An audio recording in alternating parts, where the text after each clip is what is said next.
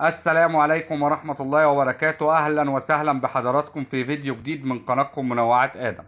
هنتكلم النهاردة عن موعد وتوقيت مباراة المغرب وأسبانيا في نصف نهائي أولمبياد باريس 2024 والقنوات الناقلة.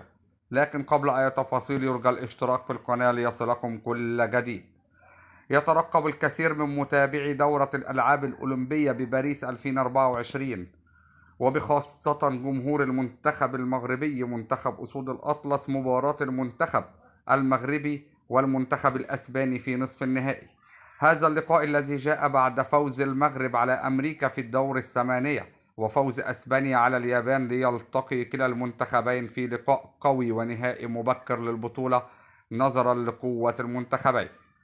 أما عن موعد مباراة المغرب وأسبانيا في نصف نهائي أولمبياد باريس، فستلعب المباراة يوم غد الاثنين الموافق 5 من أغسطس 2024 على ملعب مارسيليا استاد فيلودروم، وتنطلق صافرة البداية في تمام الساعة 5 مساء بتوقيت المغرب وتونس والجزائر، وفي تمام الساعة 7 مساء بتوقيت مصر والسعودية وقطر والعراق. أما عن القنوات الناقلة لمباراة المغرب وأسبانيا في نصف النهائي، فسيتم عرضها على القنوات الآتية: شبكة قنوات بي إن سبورت، وتحديدا على قناة بي إن سبورت اتش دي 1، والقناة الرياضية المغربية المفتوحة على القمر الصناعي نايل سات، وعلى قنوات الشبابية الجزائرية. نتمنى لحضراتكم مشاهدة ممتعة. يرجى الاشتراك في القناة وتفعيل زر الجرس ليصلكم كل جديد.